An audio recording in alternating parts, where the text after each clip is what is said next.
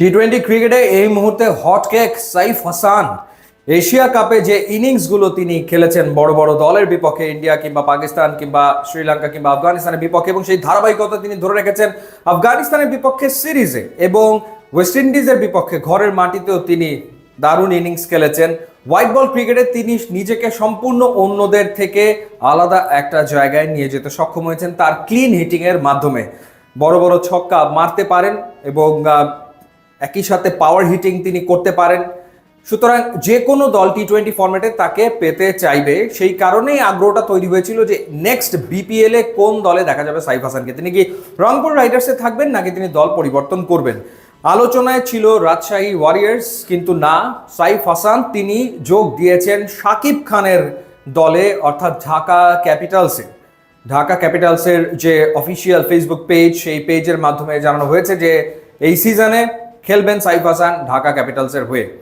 অবশ্য এই ক্ষেত্রে ইন্টারেস্টিং যে রংপুর রাইডার্স তাকে কিন্তু ব্যাপক সুযোগ দিয়েছে, মানে রংপুর রাইডার্সের কারণেই মূলত তার ফিরে আসা। গত সিজনে বা গ্লোবাল সুপার লিগে সাইফ হাসান খেলেছেন রংপুর রাইডার্সের হয়ে, এবং বিপিএল এ রংপুরের হয়ে খেলে বা গ্লোবাল সুপার লিগে রংপুরের হয়ে খেলেই তিনি কিন্তু সিলেক্টার্সদের দৃষ্টি আকর্ষণ করেছেন। তারপরে কিন্তু তাকে আসলে ন্যাশনাল টিমে কল আপ করা হয়, তাকে ডাকা হয় এবং তারপরে তিনি ন্যাশনাল টিমে দুর্দান্ত পারফর্ম করেন।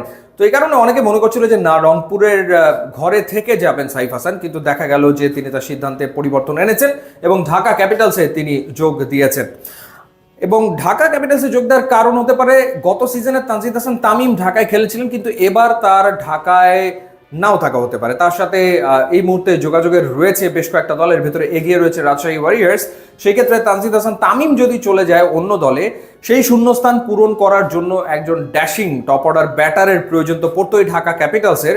সেই কারণেই আগে ভাগে সাইফ হাসানকে দলভুক্ত করে ফেলেছে শাকিব খানের দল। একই সাথে তারা তাসকিন আহমেদকেও কিন্তু নিয়েছে আইকন ক্রিকেটার হিসেবে, একেবারে ডিরেক্ট সাইনিংয়ে তাসকিনকে তারা দলভুক্ত করেছে। লাস্ট সিজনে তাসকিন খুবই দুর্বল একটা দলের হয়ে বিপিএলে খেলেছেন, দুর্বার রাজশাহীর হয়ে তিনি খেলেছেন, যে দলটা নানা কারণে সমালোচিত হয়েছে।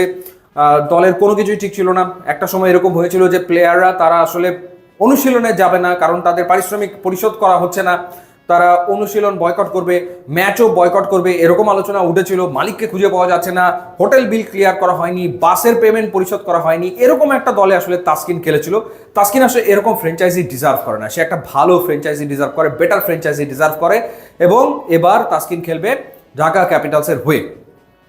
এই যে রিক্রুটমেন্ট, সেটার পেছনে একটা কারণ হচ্ছে যে গতবার ঢাকা ক্যাপিটালসের হয়ে খেলেছিল মুস্তাফিজুর রহমান, কিন্তু এই সিজনে আবার মুস্তাফিজ দল চেঞ্জ করতে পারে সেই গুঞ্জন ক্রিকেট পাড়ায় রয়েছে, এবং তানজিদ হাসান তামিমের মতো তারও সম্ভাব্য গন্তব্য হতে পারে রাজশাহী ওয়ারিয়র্স, আলোচনা চলমান রয়েছে। তো সেই কারণে ঢাকা ক্যাপিটালস আগে ভাগে একজন প্রিমিয়াম ফাস্ট বোলারকে দলভুক্ত করে ফেলেছে। সো বোঝাই যাচ্ছে যে শাকিব খানের দল একটা শক্তিশালী স্কোয়াড গঠন করার পথেই রয়েছে। তারা বেশ কিছু ভালো ক্রিকেটার রিক্রুট করবে এবং ওভারসিজ ক্রিকেটারদেরকে নিয়ে আসবে। সো দুজনকে তো তারা পেয়ে গেল, এবং দুজনই আসলে genuine match winner. Saif Hasan নিঃসন্দেহে ম্যাচ উইনার, তাসকিন আহমেদ তিনিও আসলে ম্যাচ উইনার। এখন দেখার ব্যাপার যে গতবার আর যারা খেলেছিল ঢাকা ক্যাপিটালসের, স্পেশালি লিটন কুমার দাস কিংবা সাব্বির রহমান, তারা আসলে ঢাকার টিমে থাকেন নাকি তারা আসলে অন্য টিমে চলে যান, বা ঢাকায় আর কাদেরকে সামনের দিনগুলোতে দেখা যায়। সো লেটস সি, রিক্রুটমেন্ট শুরু করেছে ঢাকা, এবং শুরু করেছে বেশ চমক দেখিয়েই সাইফ হাসান এবং তাসকিনকে দলে নেওয়ার মাধ্যমে।